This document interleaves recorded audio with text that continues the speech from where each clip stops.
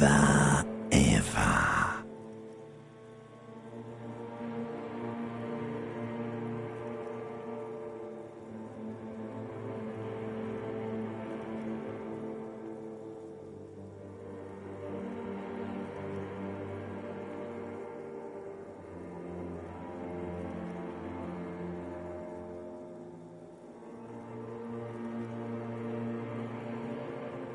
Never, ever, ever, baby.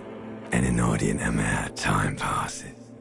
It is utterly void of struggle. No ex-wives are contained within it.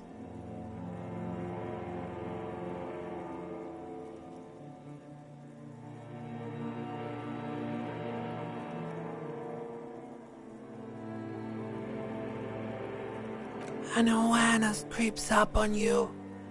A mass lies hidden in your dead angle, soaking in some lurid acidic sauce. It's bloated and shameful, a ball of meat surrounding you. This is a terrible line of questioning, and it will only lead to more awareness of the meat thing. There, no ball of meat. No light in the formless nothing. Just night swimming.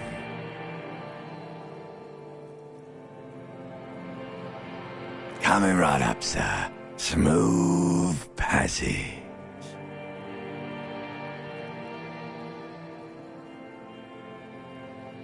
All right. Nothing town to fuck all borough.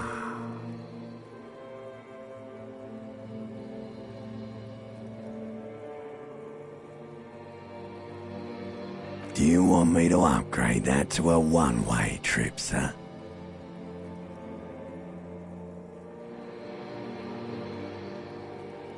The song of death is sweet and endless.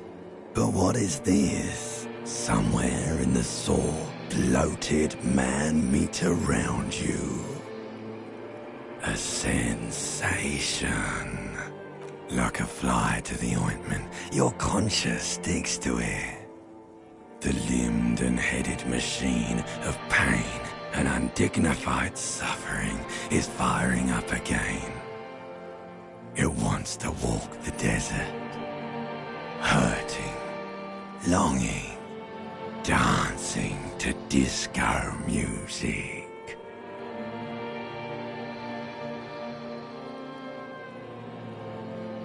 The stench of liquor rises from your mouth, and with it, an ungodly headache.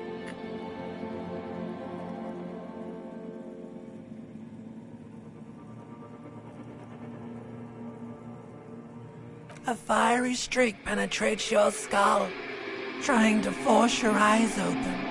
It's a sound, a clarion call from hell. Somehow, you know what it is. A caprice to name a murder carriage.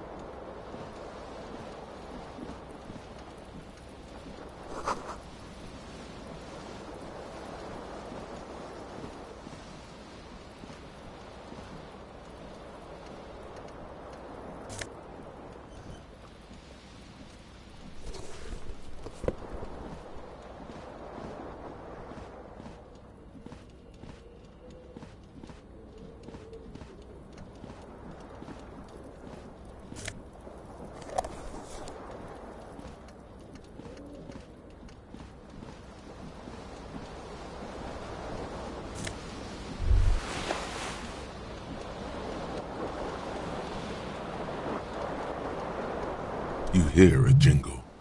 Keys are clinking in the pocket of your flare-cut pants. It says, whirling in rags, on the aluminium keyring. There is a single key on the ring. The number 1 is etched on it. It should open the door. The Whirling in Rags is a hostel cafeteria on the urban coast, frequented by dock workers.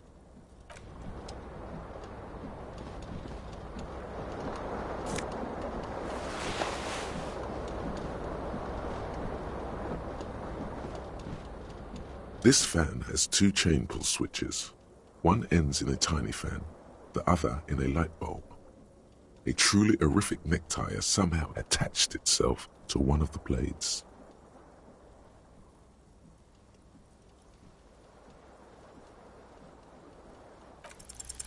You swoop up and catch the tie. Snap! It's released from the blade. What you have in your hand is a truly hideous necktie, with 4 or 5 different patterns. The knot reminds you of a noose.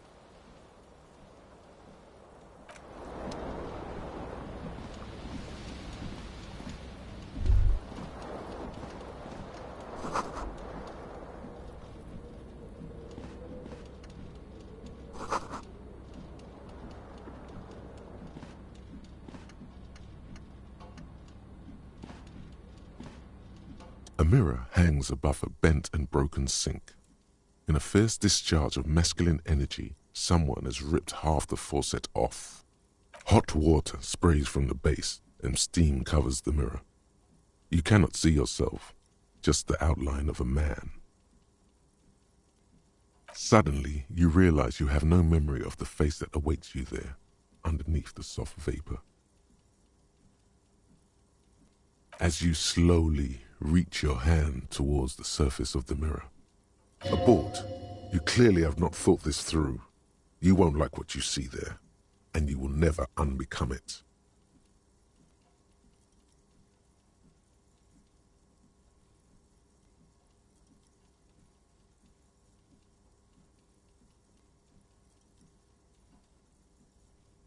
Behold. You have no idea who this thing is, do you?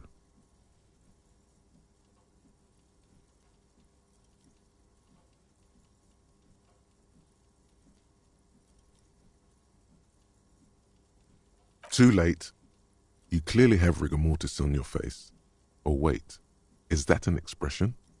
Are you trying to make an expression with that face? Why?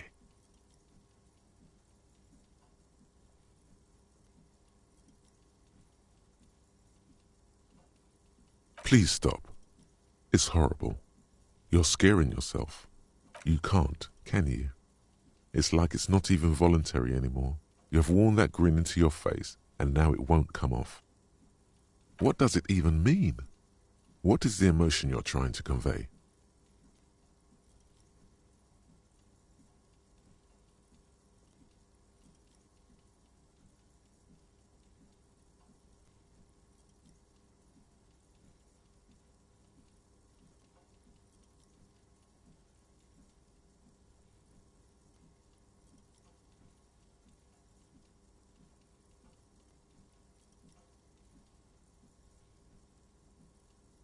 There might have been, 10 years ago. It's little more than a cadaverous spasm now.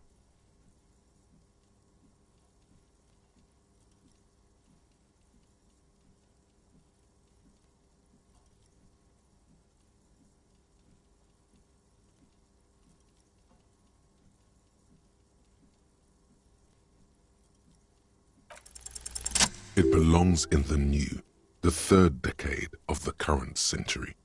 Enough time had passed from the failure of the revolution that, for a fleeting moment, free market economy seemed like the ultimate, uncontested way of life for our species. Things were good. It was smooth sailing. People made gold and champagne-tinted interiors and facades to suit the times, calling this the new style. But more importantly, disco happened. For Revachol, your city, that meant only one thing. Guillaume le Million. If it doesn't rhyme, You're not pronouncing it right. Out of the dazzling swirl of disco music, in an open air boîte de nuit, somewhere in Revachol West, Guillaume's blonde mane appeared on the screen. He sang some bullshit. Then he made the expression.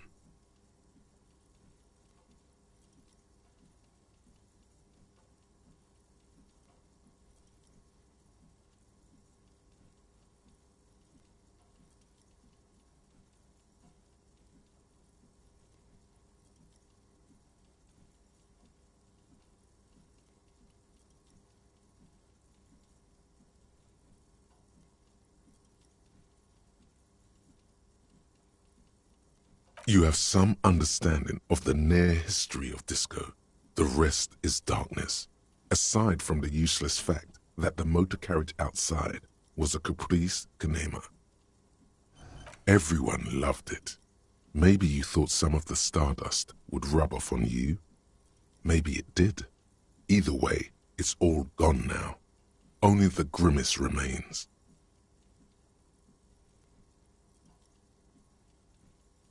Some 20-odd years. There is a vast ocean of time between right now and the expression. Looking good on you, or anyone. Humanity has run aground in that time. It's a different world now. The expression is a relic. The click is used to spur on a horse. It also features heavily in Guillaume Le Million's regional mega hit, Don't Worry Your Pretty Little Head.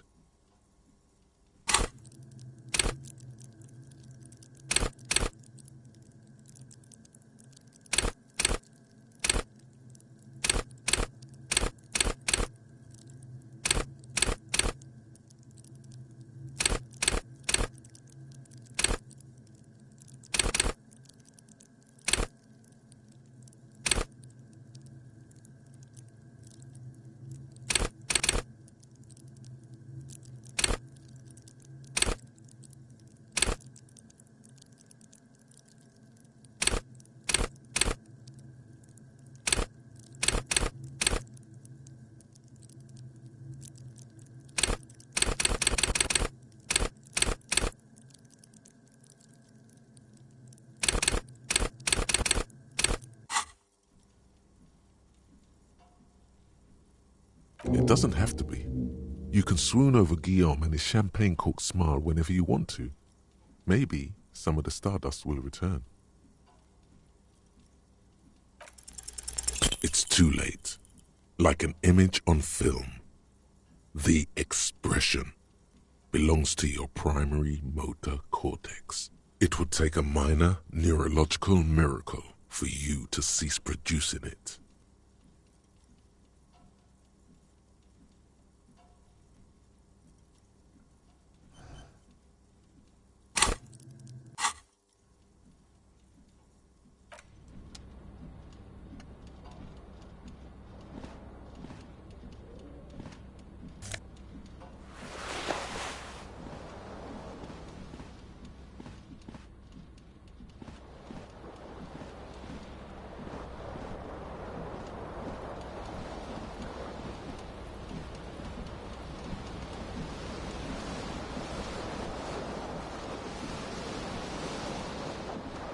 The window stands broken in its frame.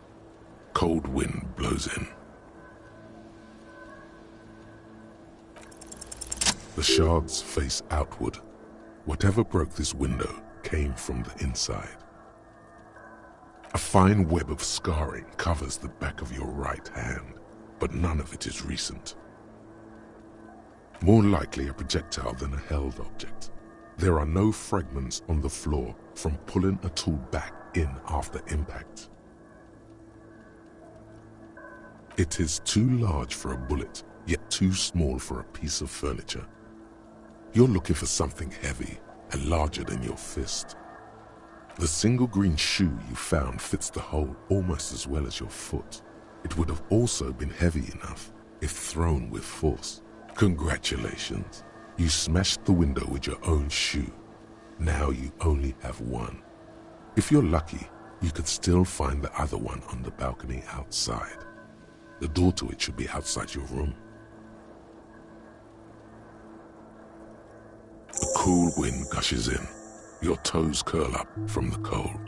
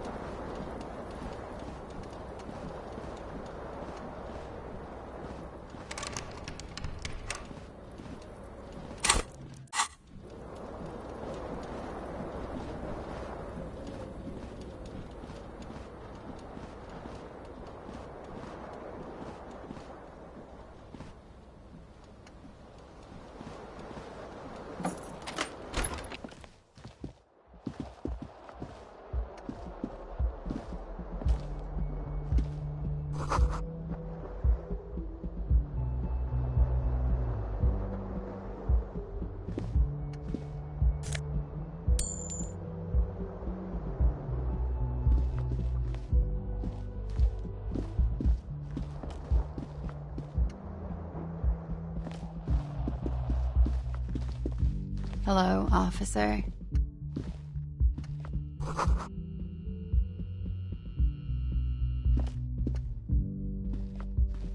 The young woman raises a cigarette to her lips. Her eyes are brown and her face is speckled with birthmarks. She can't be more than 28.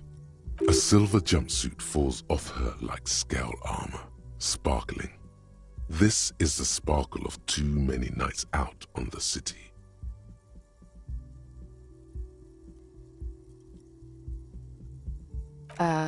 No. Because you're a police officer, sir.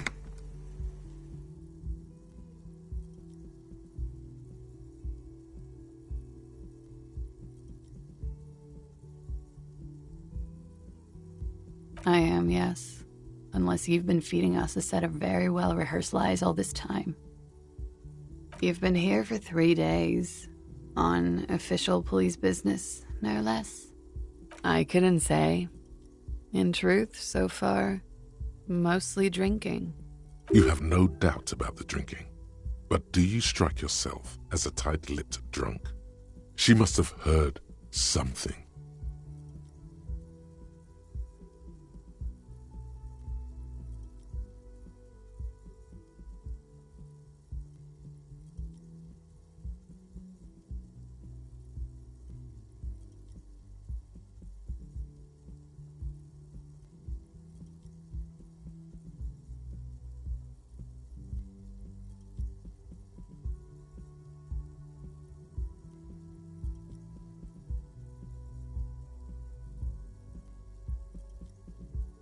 Could it be because of the drinking? She hasn't had time to put her makeup on. This is her morning cigarette. She looks tired, her beauty waning faster than it ought to at her age.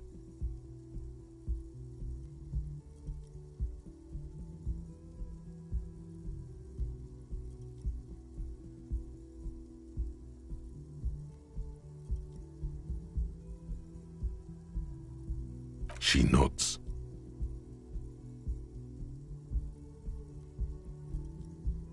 There's a mercenary out back. He's been hanged. The body has been there for a week now. The locals probably got tired of it and called the cops. I didn't mean to overwhelm you with information. You seem a bit lost, officer.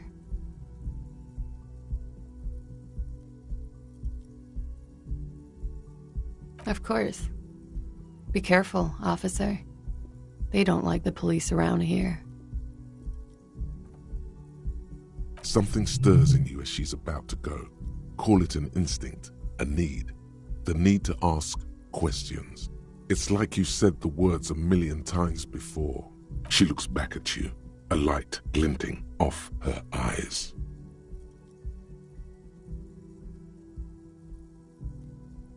Yes?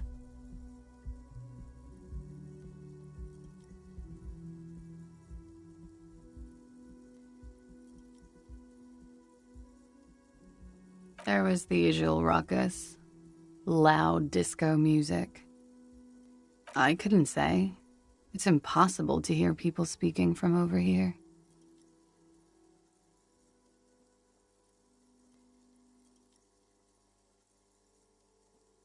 Oh, yes. Various artists. Ostentatious orchestration prime among them. Oh, that. Yeah. Whoa. The less said about OO, the better. OO were huge where I come from. I was very young then, of course. Like 7. Life gets hard, but we go on.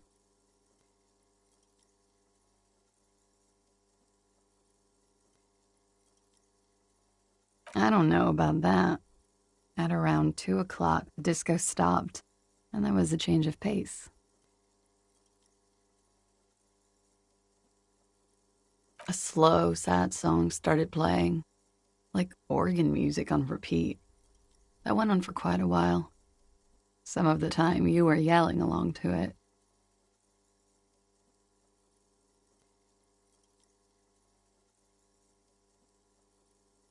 Yes, there was a church in there, a really small church, like the smallest, saddest church in the whole world.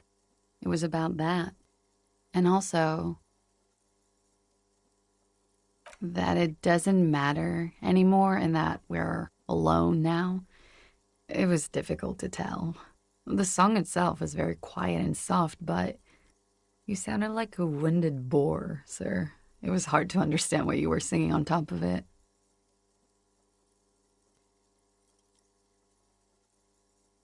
Don't be. I was going out later anyway. It didn't bother me. Then you started screaming and trashed the place.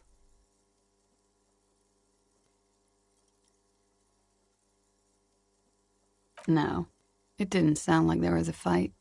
It sounded like someone was trashing their room. A window was smashed. The tape player, probably. The song stopped. And furniture, too. A real destructathon. There was screaming. Then I think you passed out.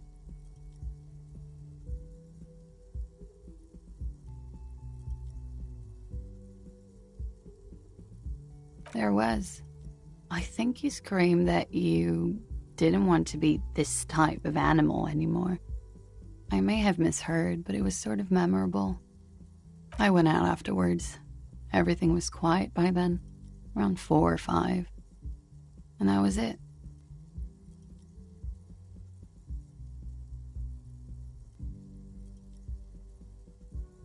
The dock workers are pretty cocky. They think they're police enough. At least here on the coast. I can't say about the rest of the city.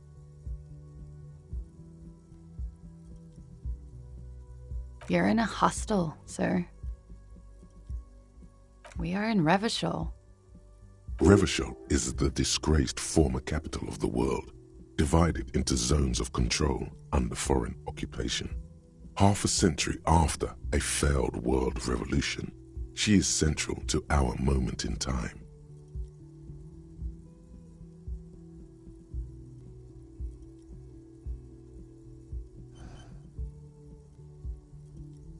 Forever and ever. And ever and ever. Out of the corner of your eye, you see the hair on the back of your hand standing on end. It feels as though low-grade lightning is coursing through you. You must be hypersensitive from the hangover. It's 51. The current century? Centuries don't have numbers, they have names, and this is the current one. Civilization has existed for 8,000 years, sir.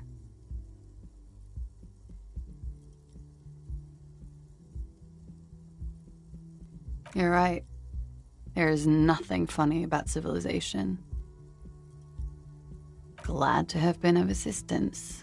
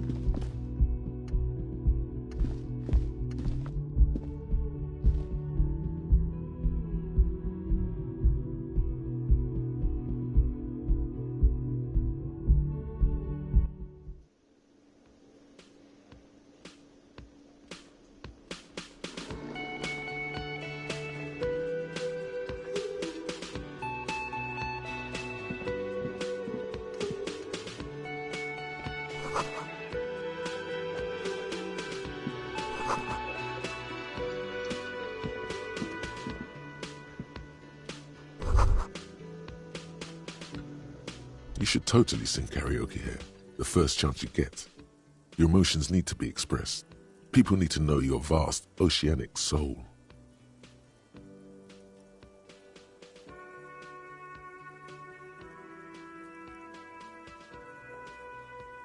Exactly. It's measured, level-headed, and it needs to be heard through a PA system by other people. You should sing the sad small church song from that tape you found. Thought it was obvious. Serves them right. Wipe that smirk off their face with your sad, tragic small church song. Who's laughing now? You would need another copy of the tape first, though. The one upstairs is destroyed. You should sing the sad small church song from that. Serves them. You would need another copy of the tape first.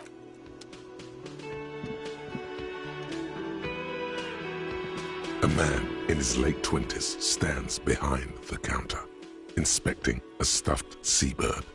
As you approach, he gives you a sideways glance, then looks down again. Everything is cool between you and this guy. He's a big fan. Make some small talk.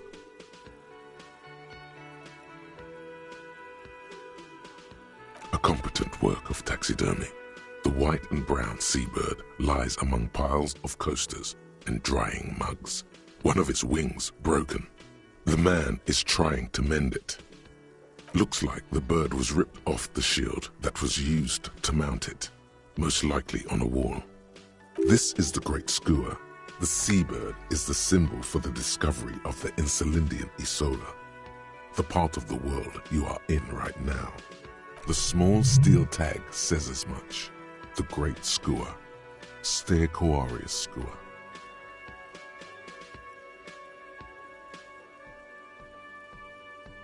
Look, your buddy is over there.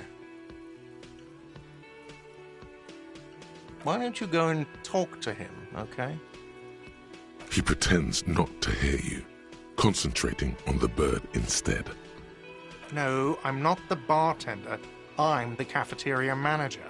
He's very animated all of a sudden. This seems like a touchy subject. Mm-hmm.